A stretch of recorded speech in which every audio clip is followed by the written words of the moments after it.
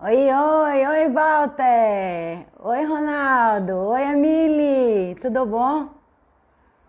Soninha, legal.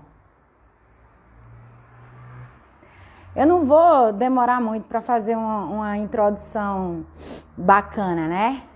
Mas quero aqui registrar. Mamãe chegou, que legal. Taíla, Fernanda, bacana. Boa noite, gente. Ishibachoshi, alguma coisa assim? Bom, pessoal, boa noite. Ana, Cleide, Ana, nossa cunhada. E aí? Coisa boa. Beijos com saudades. Pessoal, eu vou fazer agora uma introdução, porque essa pessoa merece uma introdução à altura, tá? Ele que é graduado em Direito pelo Unip e Letras pela Universidade Federal da Paraíba, é mestre em Literatura pela UFPB, na área de concentração em Dramaturgia. Ele é dono do curso preparatório Contexto, Petrolina, professor do curso preparatório Plenos, além de ser professor do curso de Letras da UPE e presidente da Comissão de Ética também da UPE. Ao longo dos anos também corretor de provas do Enem. Eu vou falar com um cara que come conhecimento, que lê muito e que há muito tempo eu já vinha visando para trazer para cá. E com grande honra eu tenho como meu irmão, Vader Nobre. Deixa eu só chamar aqui para ver se ele aparece. Porque eu acho que ele vai ter que aparecer. Vamos ver se ele aceitou o meu convite.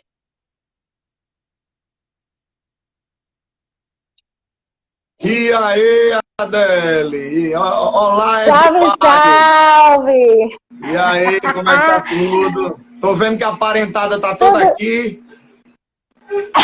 Pois é, eu inclusive vou fazer aqui uma menção a Help Morena, né, que eu disse que tinha que estar, Bruna Camila, e eu disse até que eu ia mencionar a Help aqui, porque a gente ontem teve um bate-papo legal, e eu não pude, Vlad, deixar de fazer uma outra introdução menos, poderia falar muito mais, mas aí ficaria um pouco, todo mundo ia, né, querer saber um pouco das nossas intimidades, eu acho melhor ficar um negócio mais formal, assim, até... Não, Primeiro, eu geralmente, quando eu me pode falar. apresento, eu digo eu sou Vlada, e é só isso. Porque.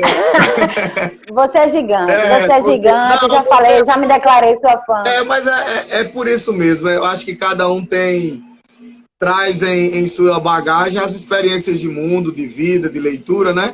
Então, eu quero agradecer o convite e Exatamente. dizer que é uma honra para mim. Eu divulguei como eu pude, né? Já estou vendo aqui vários alunos meus entrando, né? E assim, estou à disposição. Dizer que é muito bom estar aqui, porque você é mais expert do que eu nessas tecnologias, né? Aí, assim, eu venho essa pandemia me ensinou essas loucuras. Eu agora sei fazer live, eu sei salvar. Então, a pandemia tem as suas ressignificações. Então, Veja, mamãe está nos não, assistindo. aí Mamãe! eu já não sei mais o que é que eu faço com ela, não. A mulher é extraordinária, é extraordinária. Deixar aqui um beijo, né, para ela. Registrar aqui meu apreço, minha admiração, especialmente aos familiares, né? Mamãe, claro, eu vi que Uhum, Ana Cleide também está por aí, eu não consegui ver mais. também. Ronaldo, foi o que eu consegui identificar. Márcio, eu suponho que é Márcio, tá bom? Exatamente. Mas eu quero agradecer. E como a gente sabe que em média uma live dessa é 1 hora, como diz Elvis, né? Que Uhum. você chegou a conhecer. Bora produzir, bora trabalhar. Estou à disposição. Vamos Bora lá. produzir. Eu quero começar já dando um salve também para Daniel, doutor Daniel, que é advogado, inclusive, na área LGBTQI+, né? Um cara extraordinário que disse que ia se fazer presente e está aqui se fazendo. Vader, eu poderia te chamar de professor Vader, mas aqui eu vou ficar muito à vontade para esse papo, porque eu acho que é uma construção, não só nossa, como de todo mundo, que pode interagir, fazer pergunta, conversar e entrar dentro dessa roda. A ideia é a roda de diálogo mesmo, né? E eu queria justamente te fazer uma pergunta, que é o que já está, o que já consta nesse nosso sloganzinho, né? Como diz o tema, desiguais e tão desiguais, como diria a música Ninguém é Igual de Ninguém, de Engenheiros do Havaí. E eu queria saber, como eu sempre te pergunto as coisas, como você vê esse cenário? Pandemia, educação e exclusão digital. Perfeito, perfeito, Adele. E se você começasse a me chamar de professor, eu ia ficar com raiva, viu? Eu acho que por mais que a gente tenha o pé na academia, mas quando a gente está aqui nessas plataformas, a gente deve ser o mais didático possível e buscar sempre atingir a todos os públicos, independente, né? Quem está no nível muito alto, que se baixe um pouco. Quem está no nível muito baixo, a gente vai buscando sempre esse equilíbrio. Mas vamos lá. Discutir educação é apaixonante para mim, porque são 20 anos de profissão. Né? Eu comecei com 20 anos de idade, ali com aulas de banca, aí em João Pessoa, depois fui para a escola CA, depois Hipócrates, Objetivo, eu andei por muita coisa. Então, eu nem sei dizer quando quando eu dei por mim, eu estava naquilo que eu acho que eu não conseguiria imaginar de outra maneira. E exatamente na perspectiva da educação, me chama muito a atenção os grandes abismos da sociedade brasileira atual, que na realidade não é que são novos, eles estão filmados, o racismo está sendo filmado, não é? A homofobia está sendo vista.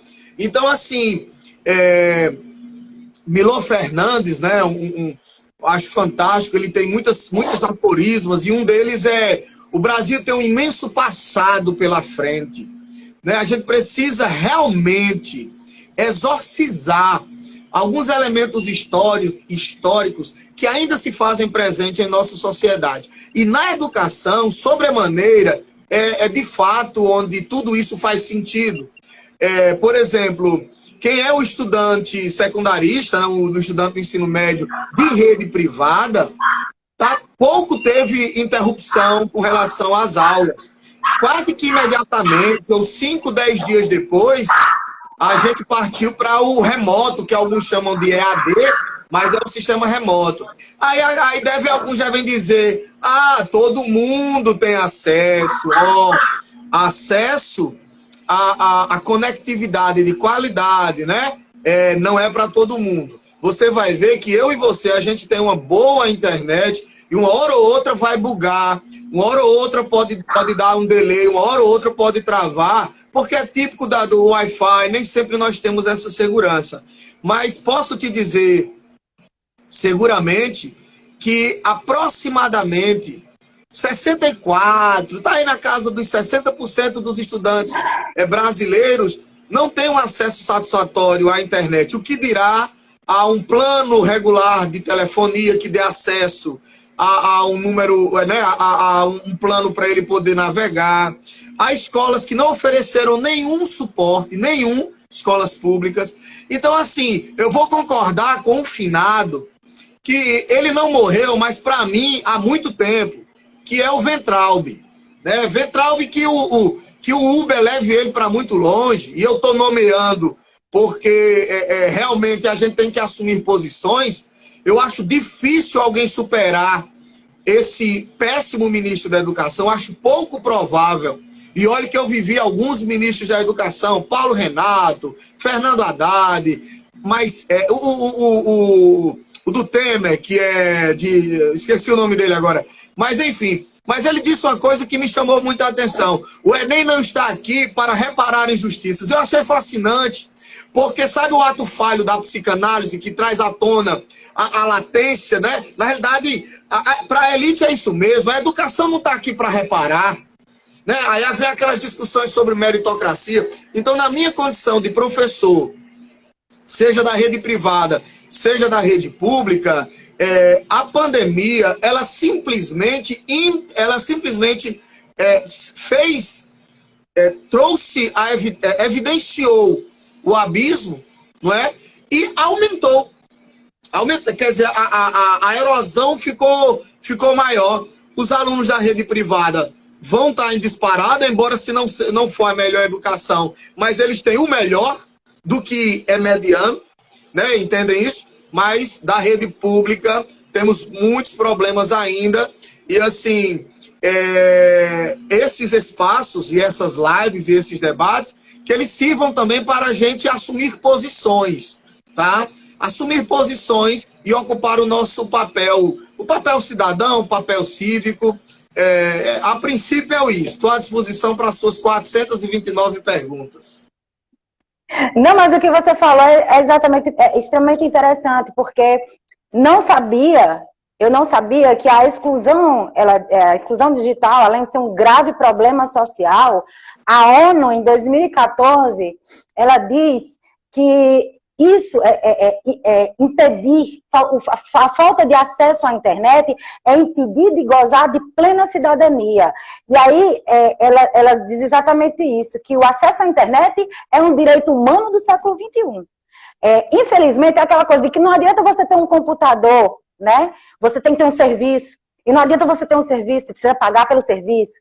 Então, tudo isso faz com que, porque hoje os meios de comunicação diretos, inclusive de documentações que a gente tem, como, por exemplo, CNH ou qualquer outra coisa que a gente tem que solicitar apenas pela internet, o governo muitas vezes faz muito pouco, deixando apenas alguns ambientes livres com Wi-Fi, mesmo assim, é o que ainda salva. Mas nas regiões periféricas nós não temos em meio a esse caos de pandemia que o que você relatou, por exemplo, onde a informação é algo imprescindível para a gente precisa saber o que é que está acontecendo, o não acesso à internet, até inclusive porque a internet tem mostrado, Help está aqui como assistente social da Unimed, dizendo, até porque hoje em dia muita coisa que existe, exatamente, tem muita coisa na internet, e as pessoas precisam cada vez mais se atualizar. Tem as videochamadas hoje dentro dos próprios hospitais, está aí a humanização que a gente estava discutindo ontem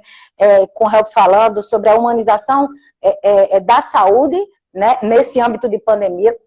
Então, a gente está falando de uma coisa muito séria quando a gente fala de exclusão digital. E Joaquim aqui complementa dizendo que a tendência, infelizmente, é virtualizar cada vez mais. E é isso, quando a gente pega uma coisa para virtualizar cada vez mais, a gente exige, já que é um direito humano, né, uma estrutura que nos dê, e principalmente nas periferias, em todos os lugares, que dê esse acesso, né, rápido. Tá aí, quando a gente vê a questão das aulas online, né, dos meninos aí que vão submeter a Enem e tudo, a dificuldade de tantas crianças, tantos jovens, tantas pessoas para ter esse acesso à aula, né. Então, acho que tudo isso se mistura, e quando a gente conversou, você bolou isso muito, muito, muito certo, porque é uma coisa bem, bem séria que a gente precisa atinar. E aí,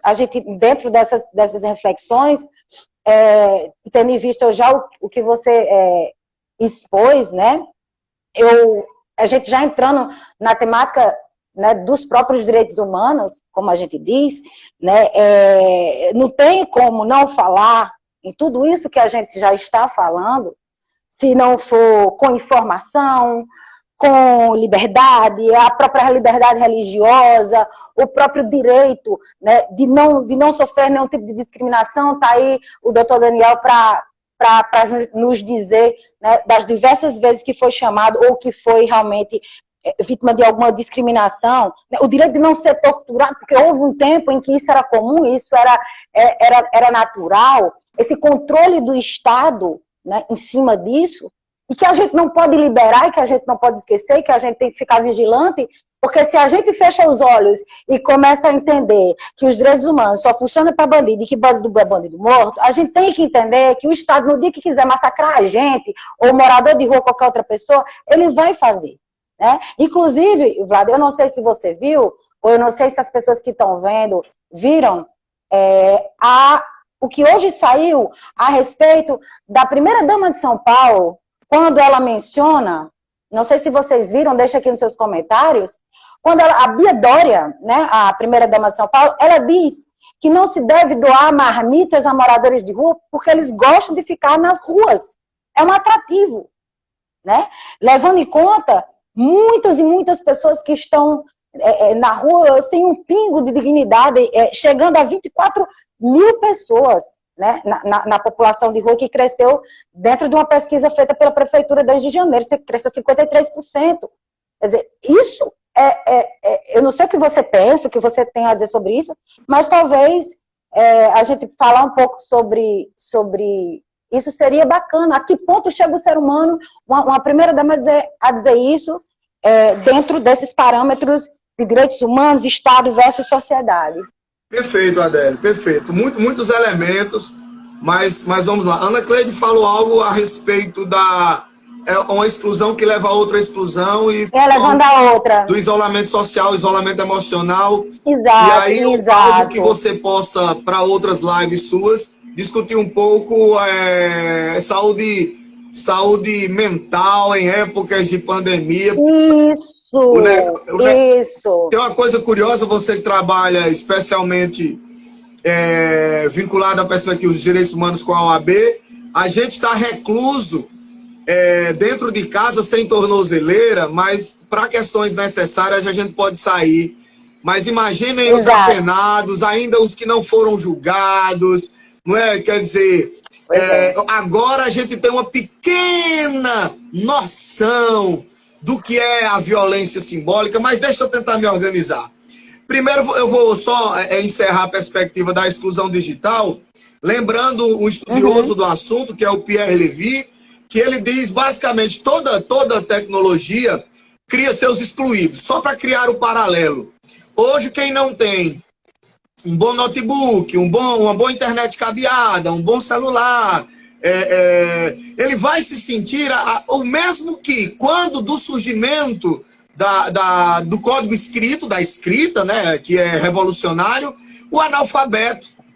Né? Assim, é muito bom você ver um governo disponibilizar aplicativo para consultar isso e consultar aquilo, quando não compreende a realidade. Por exemplo, há pessoas idosas que não estão inseridas nisso, há dificuldades típicas da tecnologia, não é? Há uma linguagem muito diferente. E aí eu queria conciliar essa frase só com algo, já que você tocou em direitos humanos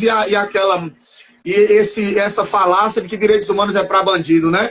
E aí a gente tem que lembrar, mas eu não vou desenvolver muito, que a noção de direitos humanos está muito associada também, mas não só, à noção do mínimo ético irredutível, acho que é o irrenunciável, uma perspectiva nesse sentido, o mínimo ético, né? Para lembrar aqui, a Declaração dos Direitos Humanos, no seu artigo 19, ele diz que todos os seres humanos têm direito à liberdade de opinião, de expressão. Esse direito inclui a liberdade de, sem interferência, ter opinião e de procurar receber e transmitir informações e ideias por quaisquer meios, independente de fronteira. Então, aqui, se hoje lutamos por inclusão digital, isso não tem nada a ver com a luta por bandido, né? Independente se for bandido, estamos no Estado democrático de direito, né? E aí e aí na discussão da opinião da Bia Dória, um abraço para ela, eu vou aqui, um abraço para a Bia Dória, né? João Dória, Bia Dória, pessoas do povo, né? Pessoas assim, do chão, o pessoal sem influência, né? Sem influência em francês, pouco viajados. Realmente, eles têm propriedade para falar do que é pessoas em situação de rua. Ô, Bia Dória, minha querida, esse processo, as pessoas não escolhem a rua. Se você for estudar um pouquinho, mas é muito típico da elite brasileira a ignorância, é muito típico da elite brasileira o bovarismo, só para explicar aqui na literatura e na psicologia. Bovarismo, Adélio, está associado um pouco a Madame Bovary, lá de Gustave Flaubert, que pode ser um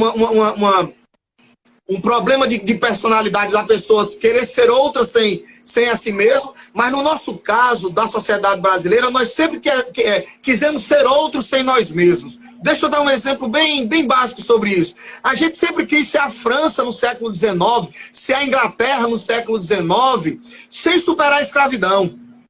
A gente quer ser liberal sem aceitar casamento homoafetivo.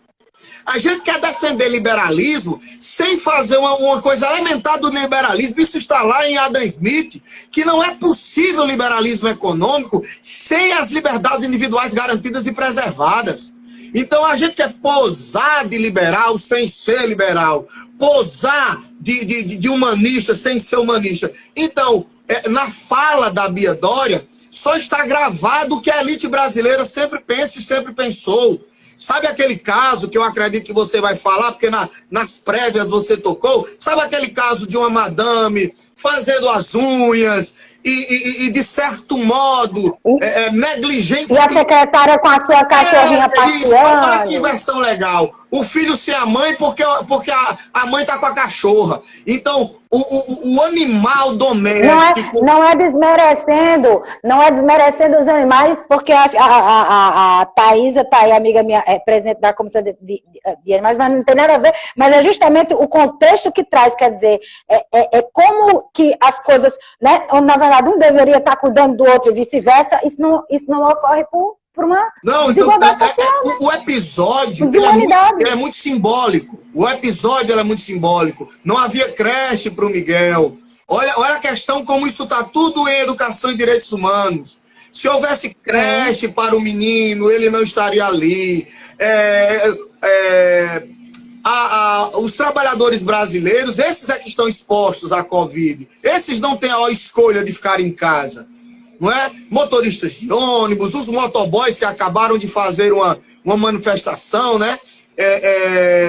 As domésticas, que digamos assim, a atividade doméstica tem uma íntima relação com resquícios escravagistas. Então é muito simbólico, né? O episódio ele não pode ser analisado, digamos assim, a gente não vai conseguir vencê-lo aqui, mas eu acho a imagem de um menino sem mãe e a mãe passeando com o cachorro, isso diz muito, sabe? Sabe aquela frase do Eduardo Zé, que troca seu cachorro por uma criança pobre? Não é aí, respeitando a sua colega, não é desmerecendo o animal, né? Mas o humano e sua afetividade tem uma outra experiência, são outras relações, né? Por exemplo, só para que tentar apaziguar, a mãe poderia estar com o filho passeando com o cachorro. Por exemplo. Perfeito. Por exemplo. Perfeito. Né, para trazer aqui um nível de socialização, enfim. E só para também ilustrar, tem muitos fãs, né, dos Estados Unidos, tem gente muito encantada com os Estados Unidos, como se fosse a civilização por excelência, né? Não tem sistema único de saúde, então essa quantidade absurda de mais de 2 milhões de casos tem íntima relação com uma precarização do sistema de saúde. Então aqueles que são absolutamente contra o sistema, o SUS, ou que querem o sucateamento, é o SUS que tá impedindo, né? É a descentralização do SUS, especialmente em prefeituras. E aqui eu honro e peço aplausos, especialmente aos que estão na frente, técnicos de enfermagem, sim, enfermeiros, médicos, maqueiros, né? Aí toda sorte de... Assistentes sociais, psicólogos, todo mundo que tem... Mas eu queria me lembrar que na própria declaração de independência das 13 colônias inglesas, né? Eu fiz questão de separar aqui, né? História da cidadania. Somente. Só para o pessoal entender que direitos humanos, ele não é algo dado, mas é uma construção de resistência, de compreensão da subjetividade, de respeito à alteridade. Aí, olha que coisa legal quando você vai lá para 1776. Nós consideramos estas verdades como evidentes em si, que todos os homens são criados iguais. Eu nem vou mais. Que todos os homens são criados iguais. E aí, por que isso me atinge em educação? A gente costuma dizer que todo mundo nasce potente. a potência de aprender, potência de ensinar, mas as circunstâncias históricas, econômicas, materiais, políticas, socioemocionais, elas serão condicionantes de um melhor desenvolvimento ou de um enfraquecimento dessa potência, que levará sistemicamente a um processo permanente, no nosso caso Brasil, de exclusão. Né? Nós, por exemplo, no Brasil, a universidade superior só é século XIX. Antes, a educação pública era precária, como até hoje ainda é, embora com avanços, mas o que falta, e aí eu vou concordar com o quase ministro, que a gente pode chamar de honoris quasi, quando ele diz de continuidade... Parece uma piada, bicho, é um saindo. Olha, é falta do ministro da Saúde, falta do ministro da Educação. A gente está perdido nesse negócio. É verdade. Mas eu concordo com a ideia da continuidade. O que falta é continuidade, mas há sempre ruptura. O que falta é continuidade. Sim. Então, assim, se formos, o processo é histórico, é sistêmico, é racismo estrutural, é algo... E, assim, essas lives, por exemplo, elas fazem com que a gente também ocupe essa narrativa. Que a gente, ou ocupe essa narrativa, não, perdão. Que a gente esteja também no Instagram, no Facebook, no YouTube, dizendo para quem possa, né, o público, independente de quem seja... É necessário estar atento a que tipo de humanidade queremos. Eu sei que superaremos essa pandemia. Eu sei que dias melhores virão. Eu só não sei se pessoas melhores virão. Perfeito. Né? Perfeito. E quando você fala isso, Vlad, eu não posso deixar de desroteirizar o roteiro.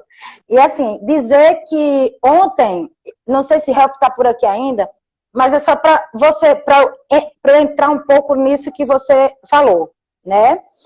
A gente, além de estar vivendo passando por tudo isso, ontem nós tivemos um café pensante, né, promovido pela Comissão de Direitos Humanos da OAB.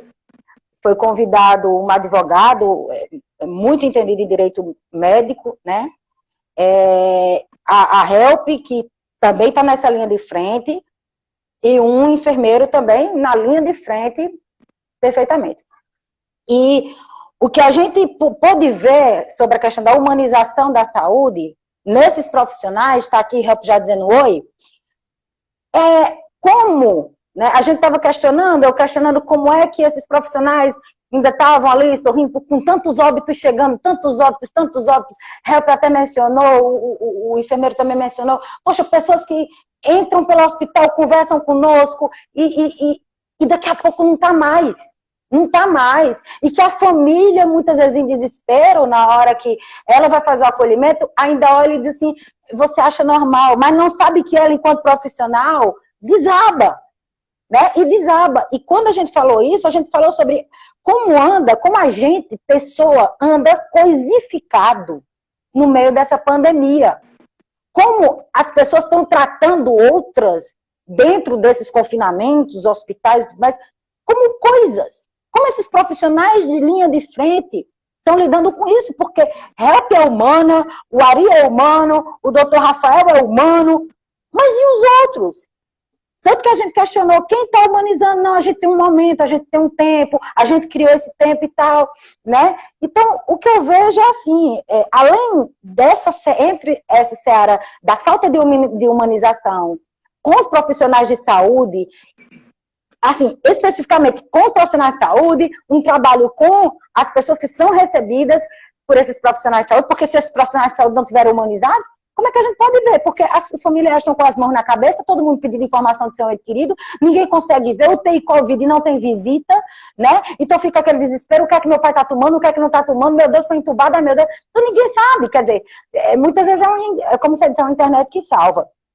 E outro link em relação à coisificação de pessoas, a falta de humanização de saúde, e aí a ferida mesmo dos direitos humanos, quer dizer, o direito à assistência social, o direito a tudo isso, que foi, graças a Deus, esses hospitais têm esses profissionais, mas também tem o preconceito em relação a quem tem a doença. Isso me alertou muito quando eu comecei a ver pessoas postando nos seus stories que estavam, mas que não avisaram que estavam, porque as pessoas iam discriminar porque estavam com a doença. Isso me lembra muito a questão do leproso, sabe? Muito, muito. E aí, cadê aquele senso, né? Onde não mora o preconceito, né, Vlader? Onde não mora? Porque num momento como esse, que a gente deveria se juntar, né? Inclusive nos lugares, não basta só o afastamento físico.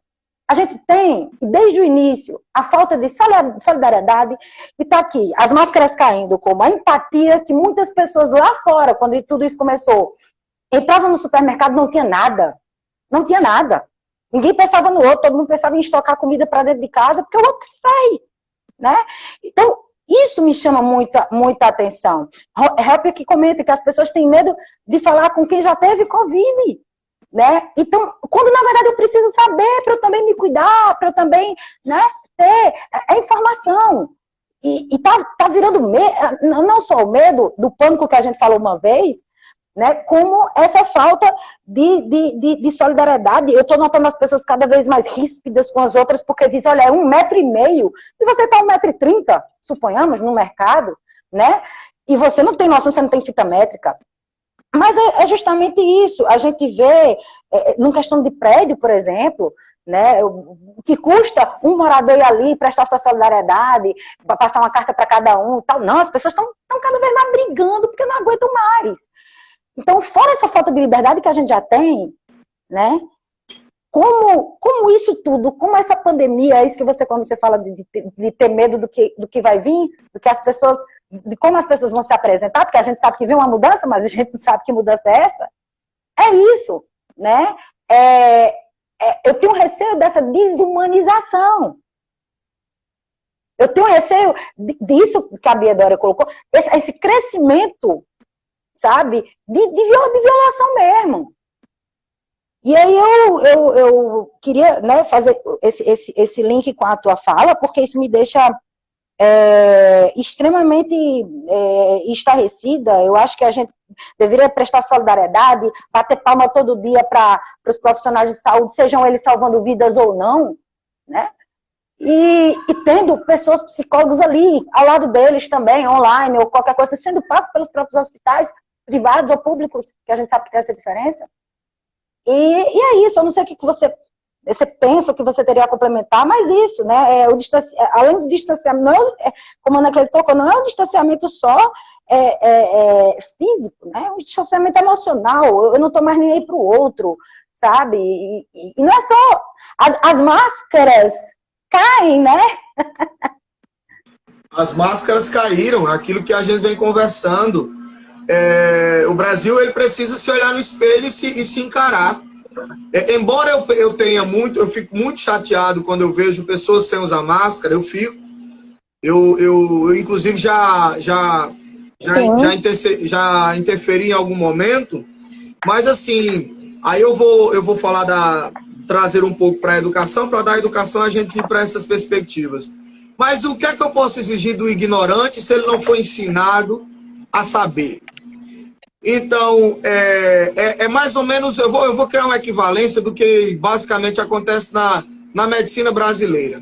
Na medicina brasileira, ou medicina ocidental, como prefiram aí, mas vamos focar na brasileira. A gente fala de saúde ou de doença? De saúde ou de doença? Né? De doença. Doença, só doença. Então, a prevenção... De causa de violência, né? Então, a prevenção não é a essência dessa profissão. Então, a humanização está mais como um discurso do que uma prática. Na educação, a gente fala de conteúdo o tempo inteiro.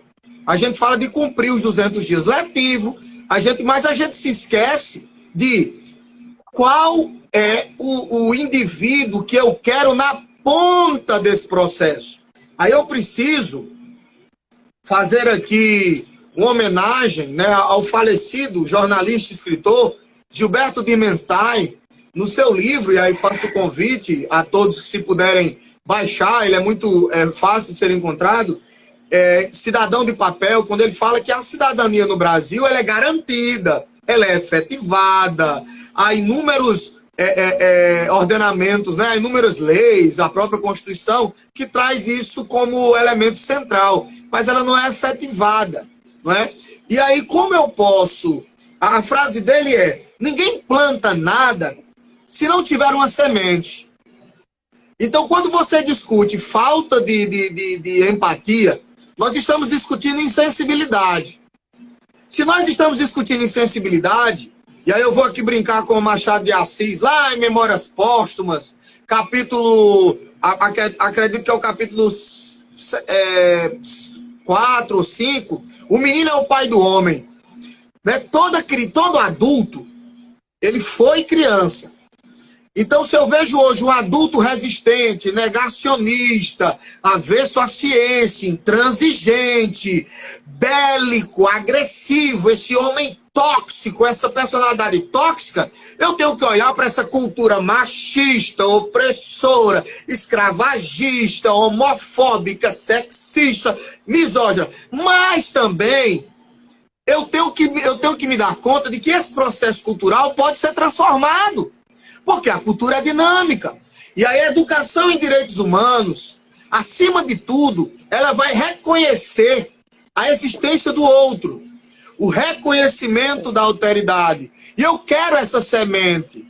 Eu quero, a partir do espaço de sala de aula, e quando eu estou falando de educação, que fique claro que não se resume a só escolarização, eu estou falando de todos os homens se educam, né, mediados pelo mundo. Paulo Freire já nos ensinou assim, e independente, por exemplo, falando da polarização, eu tenho o direito de ser de direita, eu tenho o direito de ser de esquerda, o que eu não tenho direito é de usar do meu direito para ir além do que a democracia permite. Não há liberdade possível fora da democracia. E aí essa discussão de ódio, fake news, enfim. Então eu vou retomar, a partir de suas provocações.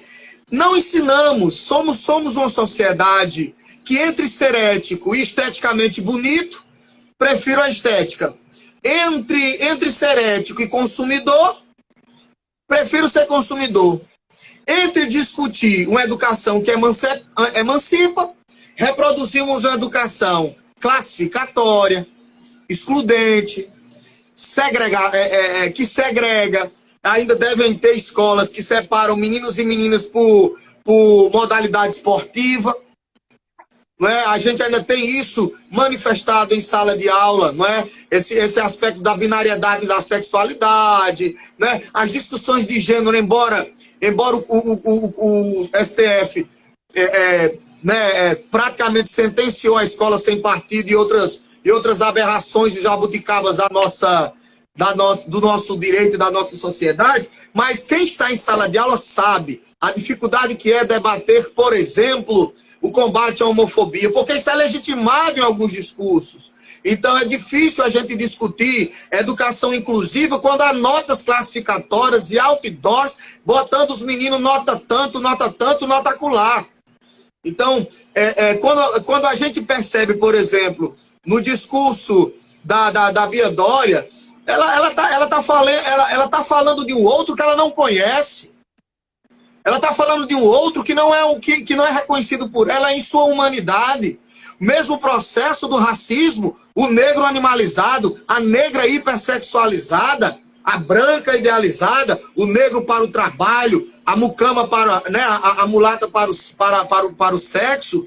Então, o Noam Chomsky, associado com o pensamento de George Orwell, ele diz que há pessoas que não nasceram para a história, que são vistas como impessoas ou como não pessoas, porque a essas lhes é negada a dignidade condicionante do que é humano.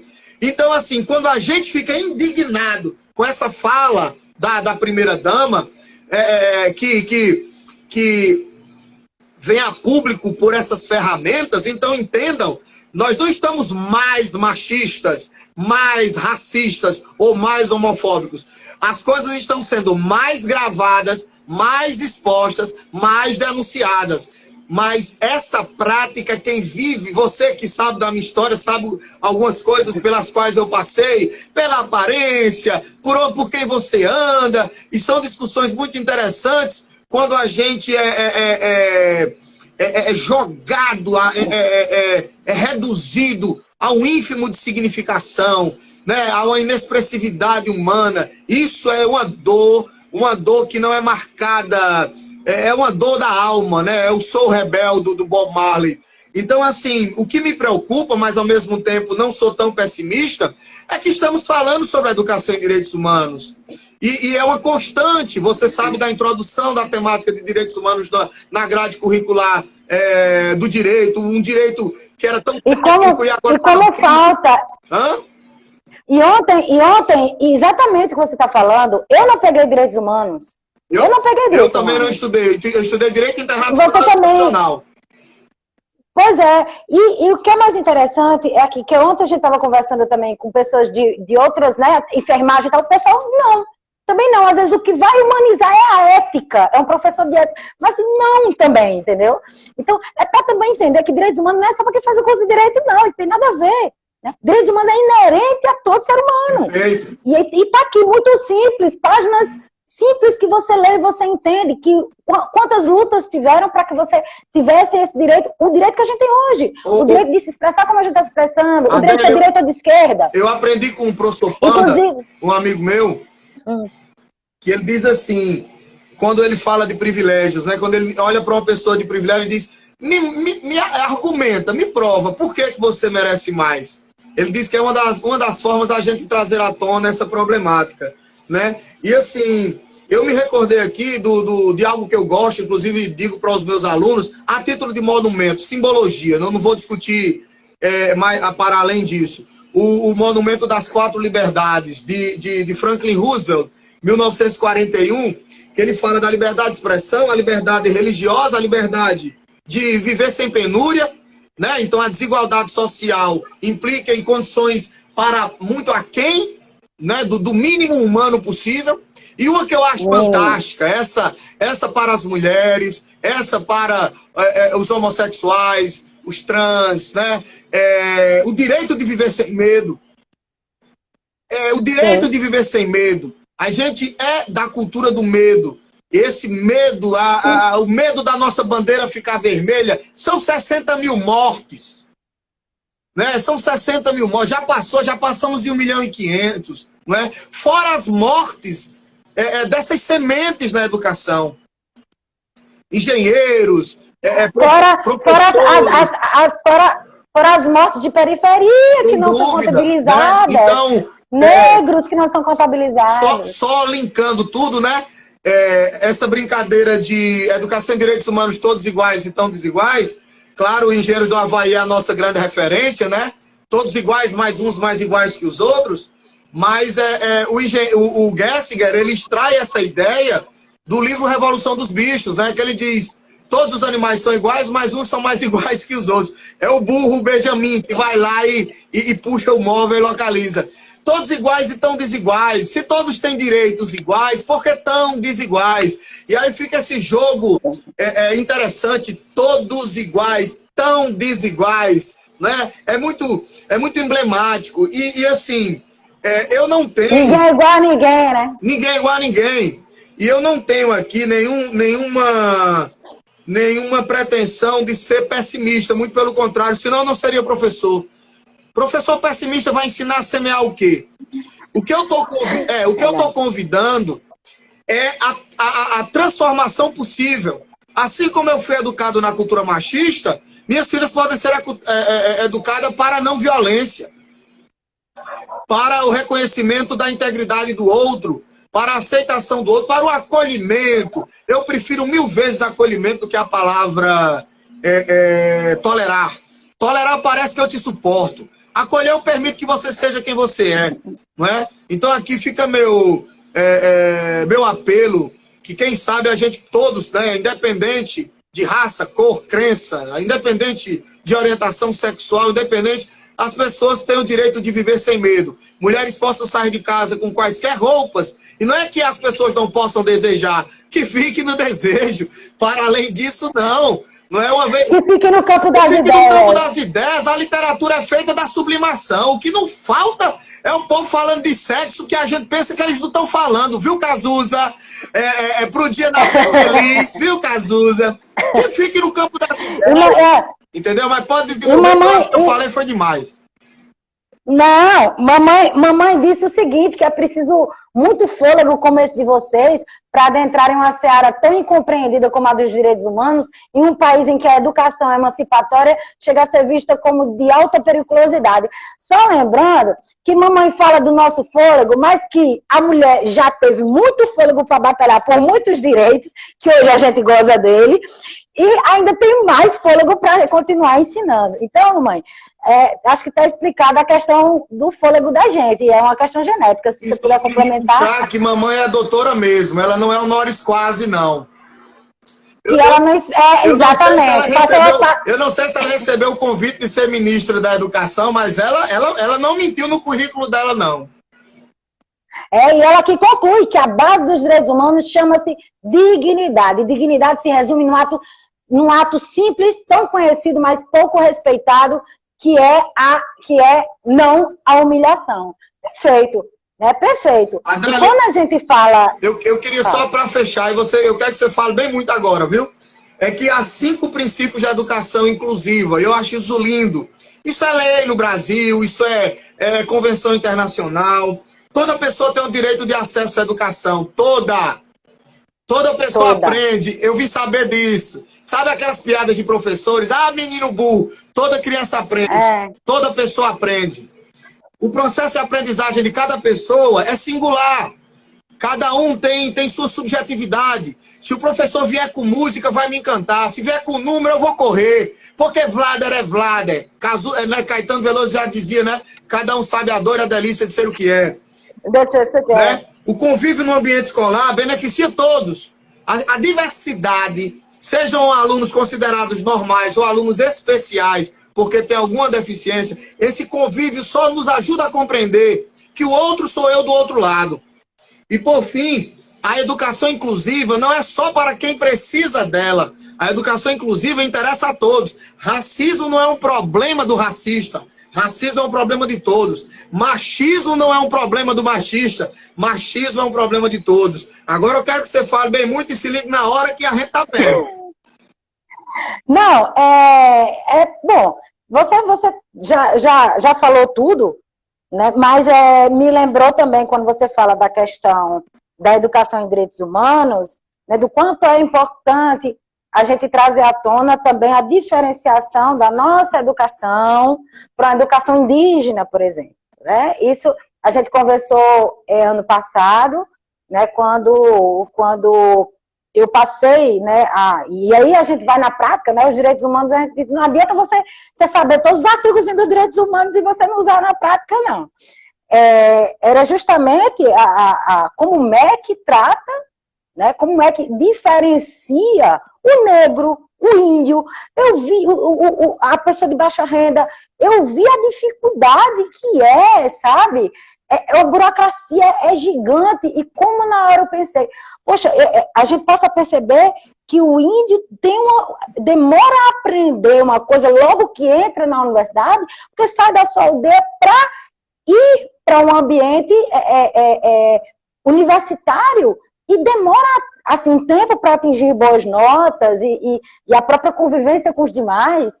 Temos índios assim, formados em medicina e tudo, e a gente não pode fazer com que toda essa cultura se evapore.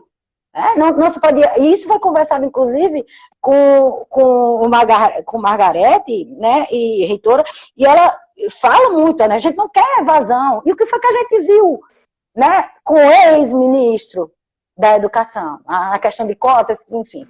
Então, aí dizer que não é bobagem, não. Você pegar a realidade de um indígena, uma realidade de uma pessoa negra periférica e com todas né, com toda a escravidão nas costas, ou não, é algo a você parar um pouco de pensar em você e olhar para o outro e viver a realidade do outro para ver se você consegue. E aqui conclui que cultura é história, poxa, isso não pode ser esquecido.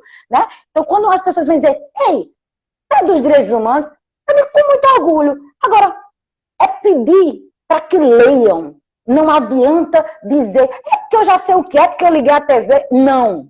Lê. Lê porque tu tem tua moradia por isso. Porque tu tem tua liberdade de expressão por isso. Porque várias outras coisas que você tem, como, por exemplo, o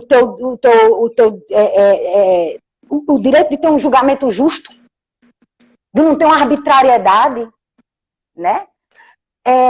E é punk, porque quando a gente fala em sistema penitenciário, a gente vê. O cara tá privado de liberdade. Liberdade, não é dignidade, não. É de liberdade. Se a gente, com toda a dignidade que tem dentro de casa, tecnologia e tal, não sei o que, a gente já tá por aqui. Você imagine, né? Quem tem que estar ficando em pé para outros dormir, quem tem que estar dormindo em pé, né? Com vários problemas. Então, eu acho que a gente consegue, Vlad, eu acho que é uma boa indicação. Quem teve uma criação como a gente, que eu posso dizer que isso foi o grande pilar, né? De que a gente sempre brincou com todo mundo, que nossos pais nunca ensinaram a gente a ter nenhum tipo de discriminação, que lá na nossa casa isso foi tolhido. Graças a Deus a gente teve essa educação. Graças a Deus. Que isso que a gente lê meio que bate com aquilo que a gente aprendeu lá atrás, graças aos nossos pais. Mas quem não tem, né, porque não teve, né, ou viveu um âmbito de violência, não justifica não buscar um mundo, uma educação em direitos humanos, um mundo pacífico, um mundo justo, né, e solidário, com base nessa dignidade que mamãe falou. Eu não vou fechar aqui a fala, porque é muito amplo. Acredito que as pessoas aí, quem tiver dúvida ou algum complemento, deixa aí nos comentários, que acho que a finalização vai partir desse conjunto, né, de todos, né? Perfeito, Adélio, perfeito. Eu queria deixar claro que é um exercício permanente, não há como eu disse, não é uma coisa posta, não é um exercício. Eu tenho meus preconceitos, você deve ter os seus, mas a lucidez crítica a partir do esclarecimento racional, né, assim, como você falou da leitura, né? Ler, mas eu só queria que as pessoas entendessem, não é ler no sentido acadêmico da palavra, é ler na busca de compreensão, para que a gente saia da ignorância, né? Porque um dos grandes problemas que estamos enfrentando, e o custo foi caro, para estarmos na situação em que estamos sem o ministro da Educação. Até há pouco ele ia ser anunciado, né? Aquele que está envolvido numa corrupção de 22 milhões de sonegação, né? Enfim, não sei se será. Estamos com o ministro da Saúde interino, porque os ministros da Educação, os ministros da Saúde, que vinham fazendo um trabalho, foram demitidos ou não suportaram a pressão. Professores que estão constrangidos em ensinar. E aí eu volto ao que eu disse antes. É preciso assumir posições. A gente não pode permitir determinados retrocessos. Se ainda estamos em uma democracia, eu tenho minha liberdade de cátedra preservada.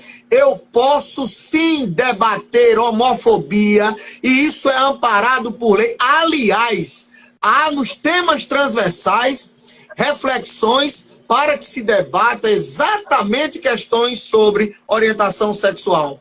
E isso está em todo o projeto político-pedagógico de toda a escola.